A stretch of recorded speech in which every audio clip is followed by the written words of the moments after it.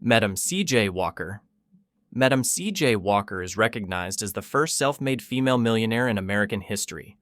Born Sarah Breedlove in 1867 to formerly enslaved parents in Louisiana, she grew up in poverty and faced early hardships, including becoming an orphan by age 7. Walker developed a line of hair care products specifically for Black women, addressing scalp conditions and hair health issues, largely ignored by mainstream beauty companies. She built her empire through innovative door-to-door marketing, establishing a network of trained sales agents she called Walker agents. This approach not only sold products, but created employment opportunities for thousands of Black women across the country. Walker founded the Madam C.J. Walker Manufacturing Company in Indianapolis, eventually relocating operations to Harlem. Her success came from understanding her market, developing quality products, and creating a business model that empowered her community. By the time of her death in 1919, Walker had amassed a fortune worth over $1 million.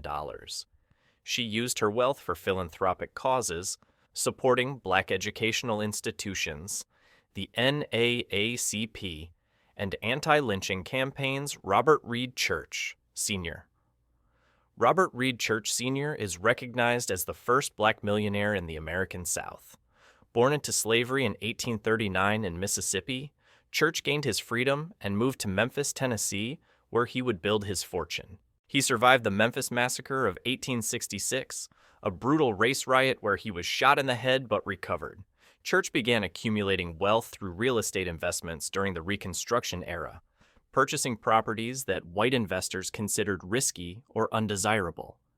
He bought saloons, rental properties, and eventually hundreds of acres of Memphis real estate. Church demonstrated remarkable business acumen by investing in areas poised for development and holding properties through economic downturns. In 1890, he opened Solvent Savings Bank, one of the first Black-owned banks in the country. Church also established Church Park and Auditorium, providing one of the few public spaces where Black citizens could gather in the segregated South. His real estate portfolio eventually exceeded $500,000 in the late 1800s, making him extraordinarily wealthy for his time. Church used his financial influence to advocate for Black political rights and economic advancement. Mary Ellen Pleasant.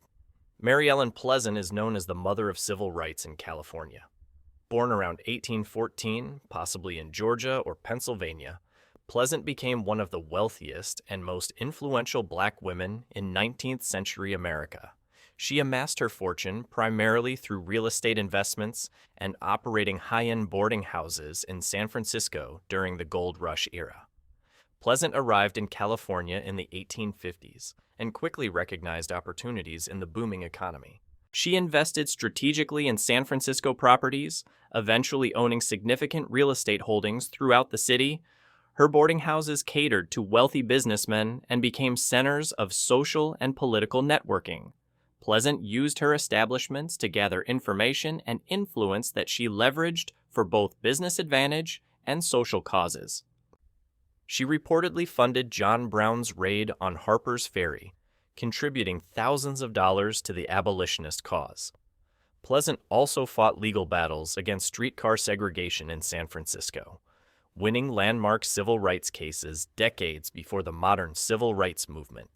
Her estimated wealth reached into the hundreds of thousands of dollars, though the exact amount remains debated by historians. Annie Malone.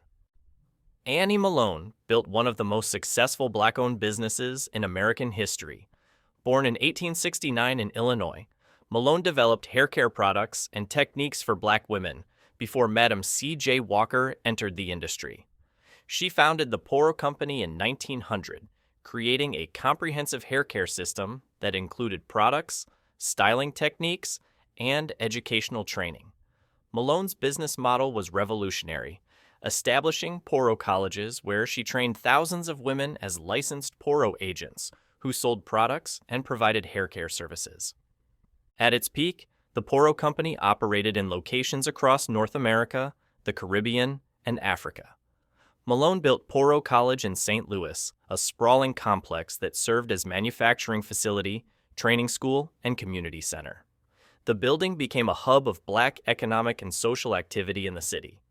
Malone's personal wealth reached into the millions, making her one of the wealthiest Black women in America during the 1920s. She employed thousands of people and created economic opportunities throughout the Black community. Malone was also a significant philanthropist, donating large sums to Black educational institutions and orphanages throughout her life. Tommy LaFond. Tommy LaFond was a New Orleans real estate investor and philanthropist who became one of Louisiana's wealthiest men. Born free in 1810 in New Orleans, LaFond lived during a time when free people of color in Louisiana occupied a unique social and economic position. He worked initially as a merchant and shopkeeper before transitioning to real estate investment. LaFond systematically purchased properties throughout New Orleans, demonstrating patience and strategic thinking in building his portfolio. He focused on acquiring stable income-producing properties and holding them for long-term appreciation. Unlike many investors, LaFond maintained a modest personal lifestyle despite his growing wealth. By the time of his death in 1893, his estate was valued at approximately $500,000, an enormous sum for that era. LaFond was particularly known for his extensive philanthropy. Leaving the bulk of his fortune to charitable causes, he donated to schools, orphanages, hospitals, and other institutions that served both Black and white communities in New Orleans. His bequests supported organizations without regard to race, which was unusual for the time and demonstrated his commitment to broad community improvement. William Alexander Leidesdorff. William Alexander Leidesdorff is recognized as California's first Black millionaire and a founding father of San Francisco. Born in 1810 in the Danish West Indies to a Danish planter and a woman of African descent, Leidesdorff became a sea captain and merchant. He arrived in California in 1841, when it was still under Mexican rule, and quickly established himself as a prominent businessman. Leidesdorff built his fortune through shipping operations, real estate development, and lumber businesses. He constructed the first hotel in San Francisco, launched the first steamboat on San Francisco Bay, and opened one of the city's first schools. Leidesdorff received large land grants from the Mexican government, including Rancho Rio de los Americanos, which encompassed 35,000 acres. He served as the city's treasurer and as U.S. vice consul under Mexican rule. Leidesdorff was instrumental in San Francisco's early development, donating land for public use and investing in infrastructure. He died unexpectedly in 1848 at age 38, just before the California gold rush would have made his land holdings exponentially more valuable. His estate was valued at substantial sums for the era. O.W. Gurley. O.W. Gurley founded the Greenwood District in Tulsa, Oklahoma, which became known as Black Wall Street, born in 1868 in Alabama. Gurley moved to Oklahoma Territory in the late 1890s during the land rush. He purchased 40 acres of land in what would become Tulsa and began selling parcels exclusively to Black families and businesses. Gurley established this all-Black district to create economic independence and opportunity. The area he developed became one of the most prosperous Black communities in America, with Black-owned businesses, banks, hotels, theaters, and professional offices. Gurley himself owned a rooming house, grocery stores, and significant real estate throughout the district. The community thrived through internal economic circulation, with dollars staying within the Black community for extended periods. Greenwood's success demonstrated what Black entrepreneurship could achieve when protected from direct white economic competition. Gurley built substantial personal wealth through his real estate holdings and businesses. The prosperity ended violently during the Tulsa Race Massacre of 1921, when white mobs destroyed the entire district. Gurley lost most of his fortune in the destruction, but survived and attempted to rebuild in the aftermath. Hannah Elias. Hannah Elias was a Harlem real estate investor who accumulated millions in the early 20th century. Born around 1865, details of her early life remain scarce, But she emerged in New York City as a successful property investor. Elias used strategic real estate purchases to build an impressive portfolio of Manhattan properties. She focused on buying buildings in areas experiencing growth and gentrification, demonstrating sophisticated understanding of real estate markets. By the early 1900s, Elias owned multiple properties throughout Manhattan, with holdings concentrated in Harlem and the Upper West Side. Her wealth attracted attention and controversy, particularly when a white man named John Platt claimed she had swindled him out of his fortune. The resulting legal battle became a sensation, a court case that drew national attention. Elias defended herself successfully against fraud charges, though the trial revealed the complex financial arrangements she used to acquire properties. As a black woman operating in predominantly white real estate circles, Elias faced scrutiny that white male investors typically avoided. Despite legal challenges, she maintained significant wealth and continued managing her properties. Her estimated worth reached into the millions, making her one of the wealthiest black women of her era. Jeremiah Hamilton. Jeremiah Hamilton was Wall Street's first black millionaire. Born around 1807, possibly in Haiti or Virginia, Hamilton became a stockbroker and financier operating in New York City during the mid-1800s. He earned the nickname Prince of Darkness, both for his race and his aggressive, sometimes ruthless business tactics. Hamilton dealt in stocks, bonds, real estate, and insurance, building wealth through shrewd investments and calculated risks. He operated during a time when black Americans faced severe discrimination, yet Hamilton navigated Wall Street's white-dominated financial world successfully. Hamilton was known for manipulating stock prices, engaging in insurance fraud schemes, and using legal loopholes to his advantage. He faced numerous lawsuits throughout his career, but typically emerged financially intact or even profiting from legal battles. Hamilton lived in Lower Manhattan among wealthy white families and married a white woman, which was highly unusual and controversial for the era. His business dealings often involved partnerships with white investors who needed his financial acumen despite racial prejudices. By the 1860s, Hamilton had accumulated wealth estimated at $250,000 or more, equivalent to millions today. He represented a complex figure who succeeded through methods both innovative and ethically questionable. John H. Johnson. John H. Johnson built a publishing empire that transformed black representation in American media.